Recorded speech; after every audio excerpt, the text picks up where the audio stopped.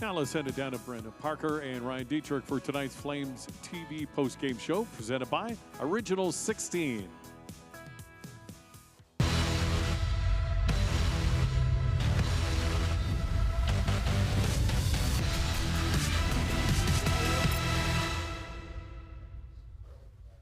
All right, welcome inside Flames postgame live. It's presented by Original 16. Calgary Flames fall to the Colorado Avalanche here tonight, 4-2 the final. They find the empty net in the late stages despite the comeback effort for the Flames, and it's back-to-back losses here. The shootout lost to Vancouver and now to a red-hot Colorado Avalanche team who's now strung together points in 8 consecutive games. Coming out of the break, they've been feeling it. What did you make of tonight's game and just what you saw in terms of the early push from Colorado and then a late push from Calgary? Yeah, I think if you're the Flames, you're generally pretty happy with how the first 5 minutes of this game went and the final 25. But it was that middle mushy 30 that really kind of put them behind the 8 ball. And nothing was particularly clean. And, you know, they were having difficulty moving the puck through the neutral zone and across the line, generating some offense. That was reflected on the shot clock, outshot 7-2 in that first period. But, you know, ultimately you fall behind in a game that you started well in, and then you fall behind by 2 late in the second period. That's when your push starts. So it was a great push by the Flames, valiant, but when you fall behind 2-0 against a team like that, it makes the climb pretty difficult to go uphill like that. And they gave it their best shot, but still some timely offense by the Avalanche in that third period, even when they were a little bit more on their heels, ultimately put this one away. We knew this was a game, the first one that they would play without Michael Backlund in quite some time. Their captain not available, listed as week to week, and first time in 328 games that he's missed for the Calgary Flames around 4 years, and you knew that was going to be a big presence. And right away you saw the Nazem Kadri line, Jonathan Huberdeau, Matt Coronado. They were played a lot in the opening minutes of this hockey game and played a lot against the McKinnon line. And then, you know, that's kind of where the stage was set in the early going and just maybe how Colorado started to break that down a little bit. Yeah, it was interesting because it seemed in a lot of ways like a switch really flipped on Calgary's game tonight. And it was interesting because head coach Ryan Huska talked about it this morning. Generally speaking, when the stage is greater, that's when Nazem Kadri tends to bring his best. And we saw that the first couple of shifts. That was a man possessed, laid a few big hits, got a shot on goal, hit a goal post. So really there were opportunities for the Flames to grab hold of this thing, but you're right. Colorado survived those first couple of shifts and were able to sort of contain a player that was, you know, looking like he wanted to make a difference out there, and the Flames just weren't able to wrestle back.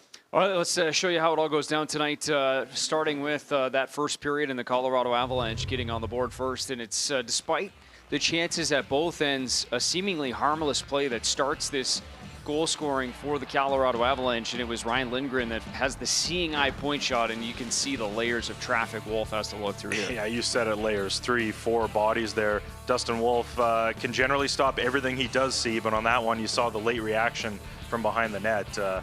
Didn't get a sense of where that one was until it was behind him. So one of those new additions for the Colorado Avalanche, and Lindgren's got 3 on the season and a 1-0 Colorado lead. Now into the second period. This was another weird bounce that it looked like the Flames were in pretty good positioning, but Parker Kelly jumps on that loose puck. Yeah, and in a lot of ways, you kind of think that's just a high flip clear from Logan O'Connor in the defensive zone. I don't think he was necessarily trying to spring Parker Kelly in that instance. The Flames were defending it pretty well. Jonathan Huberdeau was in position to make a play, but it just grazes off the fingertips, and he's unable to get it back before Kelly goes in alone. So Kelly, who would figure into things quite a bit here tonight, gets his 6th of the season, but the Flames do have a response, courtesy Blake Coleman, his 13th of the season, who jumps on that loose puck after the rebound on the Matt Coronado shot. This is when I really think, you know, the building came alive. We started to think the Flames were back in this game. That's what was most impressive. That Kelly goal late in the second period could have turned the tide for good, but the Flames started to push back. And this goal, 3 minutes into the third period, really set the table for what was a pretty entertaining final frame. But unfortunately, despite a couple of really good looks for the Flames on one end, we'll show you those, talk about that in just a moment, but it was the Avs that end up getting what we thought might be the dagger here. And it's Parker Kelly once again, despite some good work down low by Ross Gold. Yeah, 3 good chances at the other end and a goal post, but the transition play of the Colorado Avalanche, that's what they're known for. They get the Flames running around and scrambling a bit in the defensive zone. In that case, again, not much for Dustin Wolf. It's a loose puck, and Kelly, red hot in this game. Doesn't typically bring a lot of offense, but he did tonight. Then one of the more odd power play goals you'll see, and Jonathan Huberdeau's happy to take credit, happy to take a little bit of the shot, but this one was scary. That thing rose in a hurry, but luckily for Huberdeau, I think caught him in the shoulder and then rainbows over the goaltender for the net, for the goal for Huberdeau's 25th. I can't tell if that was a happy stare from Hubie or more of a glare. Well, maybe the high stick kind of sold his emotions after that one, but you and I have watched the thousands of hours of Cale McLean's power play this year during practice. I don't think we've seen it drawn up quite that way over the course of this season. And then takes the high stick from Razzie for good measure after that. They'll have to chat a little bit about that one. And then obviously net empty, and Valery Nichushkin from about 150 feet finds the back of the net in the empty netter, his 16th, and that'll seal things up for the Colorado Avalanche, and they win it 4-2. Mentioned they've won now 7 of their past 8 games, points in 8 straight. Yep. So, part of the trajectory, obviously made a lot of acquisitions at the deadline, a much different team than the one we saw in the early part of February, the last time they were in this building, but still the same weapons that can beat you, although not, tonight I think you probably did a pretty good job. Happy with the way that you handled some of their big guns in Cale Makar and Nathan McKinnon, but just shows it's a deep team over there right now too. Yeah, and that was kind of what that team was struggling with after their Stanley Cup wins, was replenishing some of the bottom 6 help, and they've been able to do that here, especially into the trade deadline. And yeah, you're right, containing those top dogs, that's pretty difficult, but they did a really good job with Nathan McKinnon, I thought. A couple instances, Mackenzie Weegar laying the body on him too, so not playing him lightly. Cale Makar did get his chances, had a penalty shot at one point in the game too. But he's going to, and I think over the course of the night, you're again generally happy with the way you defended a team like that. On this night, it came down to what they weren't able to generate offensively. Yeah, no question. All right, let's get some reaction post-game. Here's Rasmus Andersson, the first one inside the room, of course, picks up the assist on that Jonathan Huberdeau power play goal. I'm sure he'll be asked about that. Let's listen in on Rasmus. What stands out about this one, Rasmus, for you? I don't think we played too well with the puck. We were a little sloppy with the puck tonight, and that cost us. And I thought we defended well, but cost us with the puck that we the last 5 minutes of the second period maybe, and then the third we're pushing and but yeah, a little sloppy tonight, and just couldn't get the forecheck kind of going first 30 minutes of the game, 35.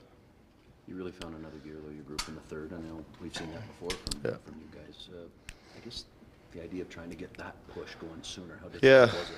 Yeah, I mean, it was almost, it obviously sucked that they scored the shift after we scored, and but that's hockey. You just got to get back up, and but yeah, I mean, if we play like we did in the third, we'll be fine. But we just got to find that desperation in the first 2 period, and it's almost like the complete opposite from the last 2 games. We've had two good periods in the last 2 games, and then third we haven't been there, and then today it's 2 bad periods, and then third is there. So we got to figure out how to play 60 minutes, and it started with us in the leadership group, and we got to do a better job at I guess you got to look yourself in the mirror before you can look somewhere else, and so we got to start getting better and lead by example.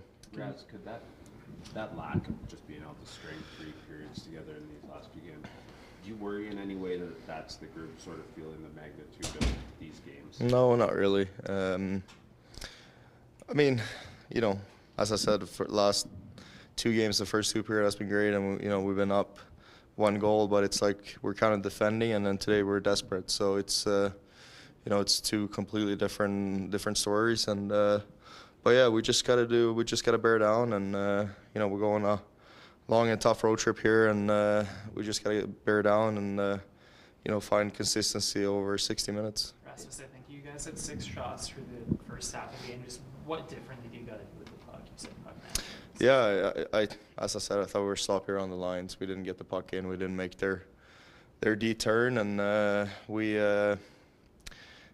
mean, as a D-man, if you have the play in front of you the whole time, it's a pretty easy game. And I just thought we were sloppy around the lines, a lot of turnovers, and then once we broke out, we were kind of tired because you go up and down the ice, and then they get ozone time and possession, and then it's almost like you just got to chip it out and change, and to kind of survive the shift. And so yeah, just cleaner with the puck, and we'll be fine because, you know, once we started playing in the third and, you know, we realized we could play with them, and, you know, I thought we played really good, but, you know, it was almost too late of a push. How'd you feel about the way you guys shut down their big guns? Yeah, I mean, that's obviously one of those things you think about too. You know, when you shut those guys down and you still lose, you know, that stinks a little extra. And but you know, they obviously have, what is it, 5, 6, 7, 8 hell of a players, and you know, with McKinnon leading it, and he's, I mean, he's just like a dog on a bone out there, and he wants the puck the whole time, and you got to play him. You got to play him tight and don't give him too much, and I thought we did a good job with that. And you know, we had some looks when he was on the ice too, but you know, we can't let their second and third and fourth line beat us when we shut him down. That's for sure. Raz, I don't think we've talked to you since Michael was injured. He's one of your close buddies, obviously. How difficult will this be on teams to not be in the lineup for these big games? Yeah, I mean, it sucks. You know, you never want to be injured, and you know, for us, we're losing our captain, and we hope obviously he'll be back sooner rather than later. But as I said, it's up to the other 5 of us in here, and to get the boys kind of going. And yeah, we didn't do a good job of that today, and we got to bear down, and we got to be ready to come play Monday against Toronto. All right. Thanks, sir.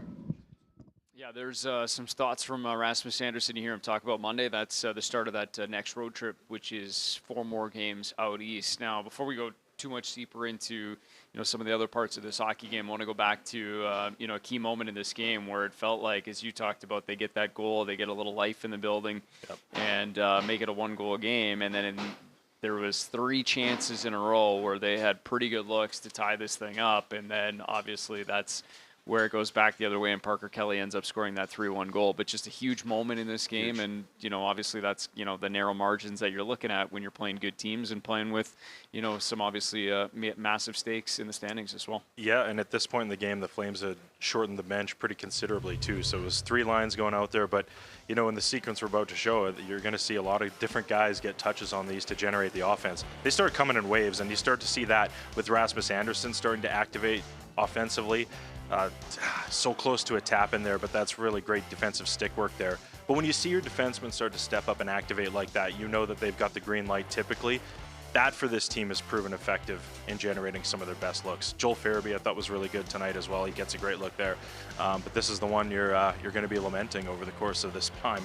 The goal post and out, it turns back and it ends up in the back of your net. So yeah, frustrating on the score line, but also for the 19,000 here in the building tonight, because for a night where they didn't have a lot to cheer for the first 2 periods, it got pretty loud there, and it felt like the momentum had shifted, the tide was turning, and it just, a real dagger there. Yeah, obviously a good push from the Flames, not meant to be this night. Parker Kelly, the difference, scores a pair of goals. Let's hear from Blake Coleman tonight, because one of the goal scorers, the guy that gave the Flames a little bit of jump in that third period and got them on the board, but unfortunately not meant to be here tonight. Here's Blake Coleman.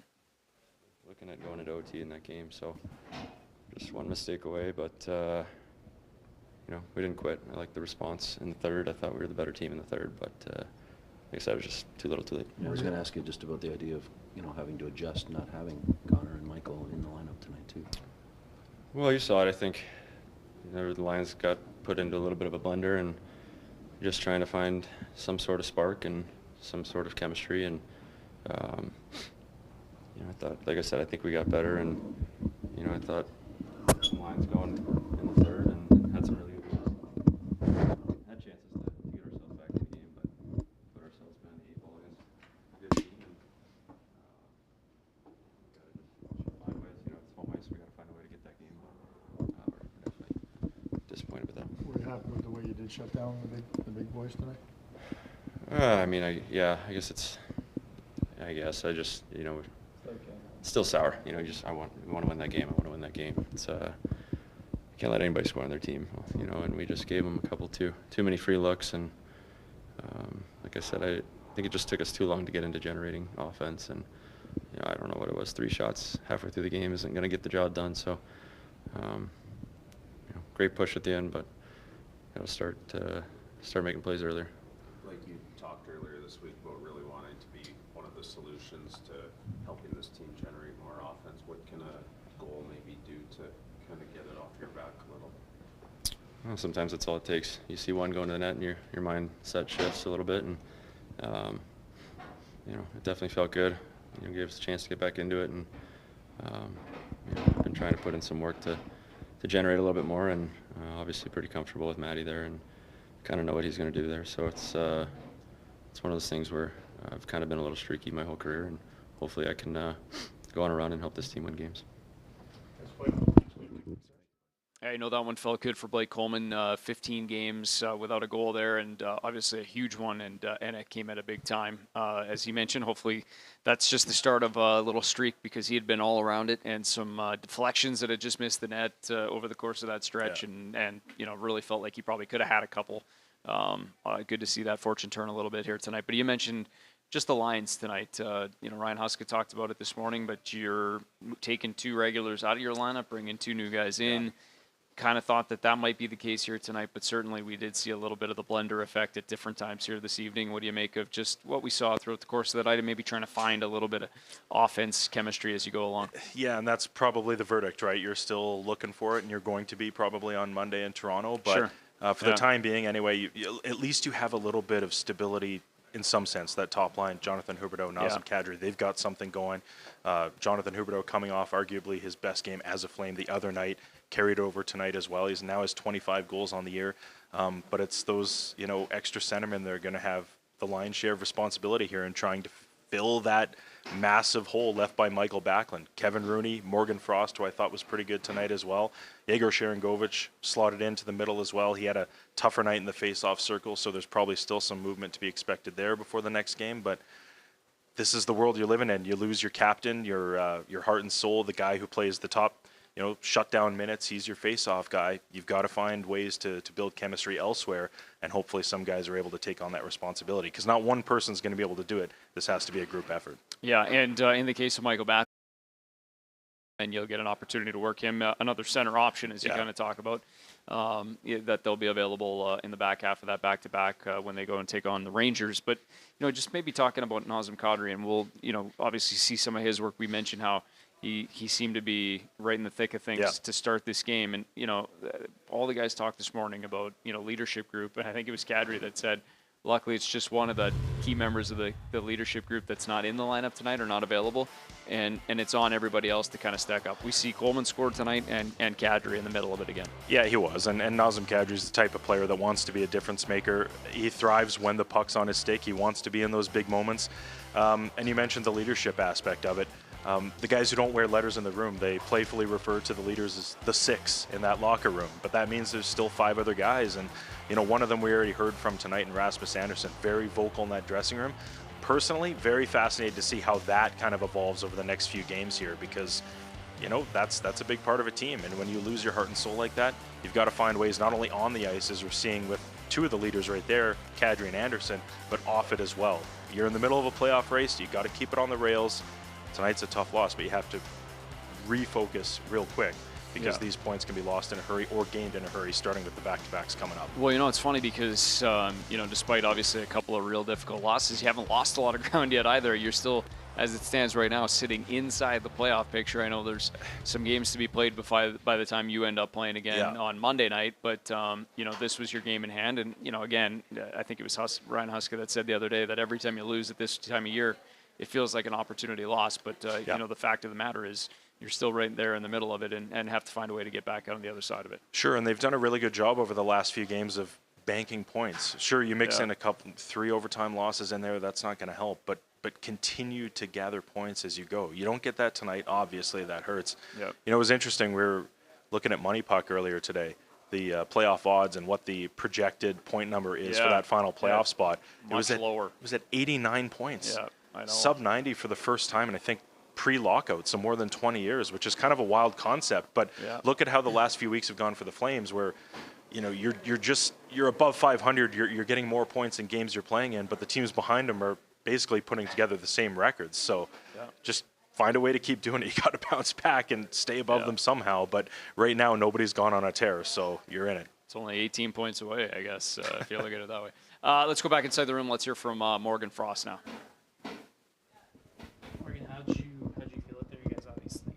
but you shut down again. Just how did you feel overall? I mean, I think it's pretty evident, like the first half of the game, just too slow, not enough energy.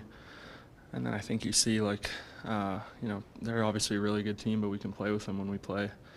How we did at the end of the game, but, you know, you got to play a full 60 minutes. And, yeah, I mean, it's tough, right? Like, we do good things in the second half, but the first half, they're, you know, I don't know, we had like 3 shots with 5 minutes to go in the second or something like that.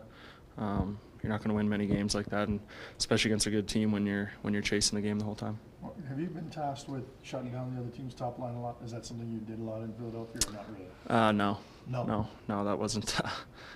Didn't do too much of that. I mean, that hasn't always been my game, but it's probably the thing that I want to work on the most is being able to be trusted in those situations, not having to be hidden, and you know, want to be out there at the end of the game if we're winning. So it's never really been my strong suit, but that's where I want to get to. Were you pretty comfortable doing some of that tonight, though?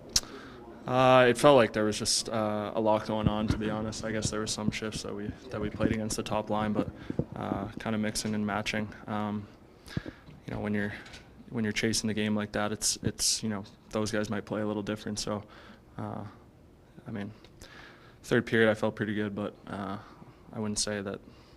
Yeah, I don't know. Just leave it at that. Morgan, when you talk about wanting to do more of that, though, like wanting to improve that part of it, what are your biggest assets in that part of the game? What can make you a good defensive player? Honestly, I think it's, you know, I obviously I'm not the most physical guy, but I think it's making sure that I'm moving my feet, and that's on the offensive side too. I think that's always been a thing for me. Huska's been on me about that, and I think when I get going and get my feet moving, I'm pretty fast, but sometimes it's just about, you know, the pace that I play at, and I think that applies defensively too. Closing out on guys quicker, you know, having your stick in the right places. So it's something I'm working on. I've never really been, like I said, I've never really been a defensive guy per se, but I want to be a 200-foot player. Right, and I think Jonathan and Nazem have a good amount, probably the majority of goals and points the past few games here. What maybe do you guys on the second and third line have to do to contribute more in the secondary score? Yeah, honestly, I think to some extent it's just simplifying, and you know, you just got to get some greasy goals, and I think once you get that going, you get the confidence going, and you know, it's no secret, obviously, we got to score more goals, and you know, I take a lot of ownership on that. I mean, after those guys, you know, I'm put in offensive positions, I'm on the power play, so it's something that I got to get better at, and you know, help contribute more to those guys and the whole team. Okay, thank you, Morgan. Thank you. Thanks. Cheers to another season of great times and great taste. Celebrate things done well. Original 16, official beer sponsor of the Calgary Flames. Must be legal drinking age.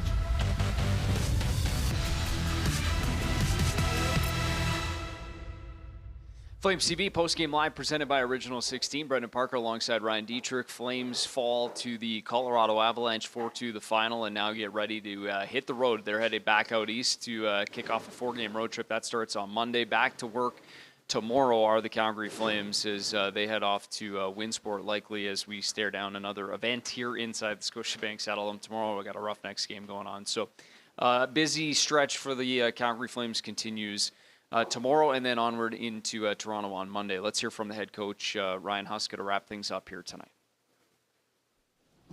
Coach, what'd you make of that one? I thought we had good push in the third period. I didn't like our first 2 periods. I thought we had too many guys that were not fully into the game tonight, like maybe 3/4 to start with, and then halfway through the game, I thought we started to get more engaged. I know this is always one of those, if we had the answer, we'd change it. Knowing the stakes and knowing the time of year, how do you end up with that many guys not into a game? That's the hard part. You know, it does happen. You don't want it ever to happen now. That's the frustrating thing for me more than anything, because I felt like they were ready to go today, and I I felt at times they respected them way too much early in the game. That was pretty evident to me because the detail, the structural side of it was fine. But it was like people were waiting for something to happen, or I don't want to be in the wrong position, so I make a mistake. There was a lot of that for me early on. In the third period, they just played. Trust your game, trust your instincts, and go play. And that's what we did in the third, but too little, too late. So Ryan, when 3/4 of your guys maybe aren't into it early, how do you react behind the bench, or what buttons maybe can you push in that spot? Change lines. That's what we did. Is it frustrating at all for coach sometimes? We talk about the third period not being good enough the last couple of games, and now tonight it kind of goes the opposite way. Yeah. Frustrating? Yeah. Sure. I mean, you have to play 60 minutes. Like if our team doesn't, it's hard for us to win.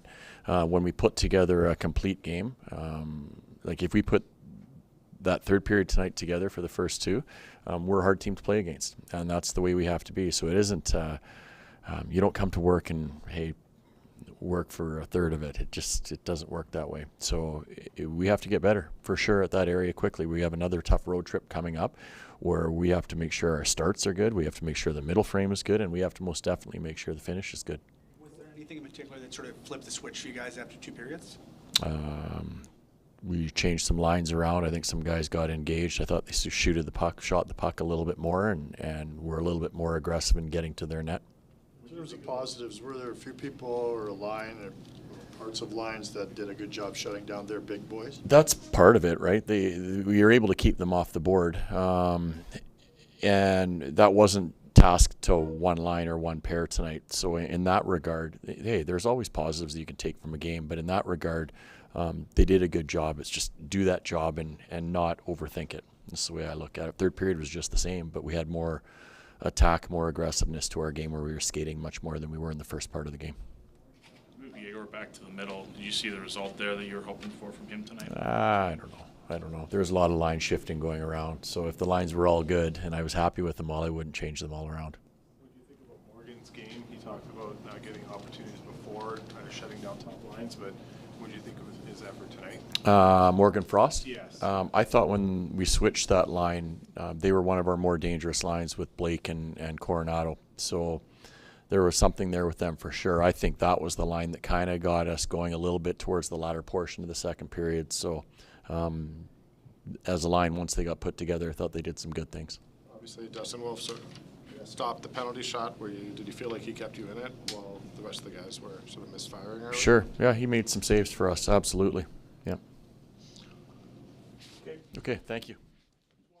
All right, there's the head coach who put it pretty straightforward there from his group. Didn't like the first 2 periods. Loved the way they just played, as he said, in the third period. And, hard to argue. I think you look at the last 3 games and you got, bits and pieces of different parts of the game that you like and other parts you don't. And unfortunately for the Flames, those have been the difference in a lot of ways in these hockey games. Yeah, I'd go even one step further, go back to the last game of that last road trip in Dallas. It was 40 good minutes and then a third period where the game got away from them. So you can understand the coach's frustration when things aren't lining up like that. And your team, as we saw in that third period, can put that product on the ice. Are capable. But you got to find a way to do it consistently over the course of 60 minutes. Otherwise, you get what you've seen over the last couple, which is, points slipping away, and in this case, not banking any on this night. So tough one for the Flames, but you got to regroup in a hurry. As he said the other day, they had 18 must-wins. Well, now it's 17 must-wins, and you're back in the saddle in a hurry because you got back-to-back games against a couple of elite teams in the East. Well, and quickly as we hit Monday, we're looking at a month left in the season. Thereabouts, what are they, the 14th of March, and then by the time you hit the ice again against the Toronto Maple Leafs to kick off that road trip, we're down to 1 month left in the season, and we know how fast that flies by. Sure do. So Monday is the next task for the Calgary Flames to kick off a 4-game road trip. That is the first of back-to-backs. It'll be the Maple Leafs on Monday and then the New York Rangers on Tuesday night at MSG. As for tonight, 4-2, the Flames fall to the Avalanche. They drop their second straight by the exact same score against the Avs here inside this building this season. One more date. That one will be in Colorado coming up later this month. Thanks for watching Flames Postgame Live presented by Original 16. Flames are back at it Monday against Toronto.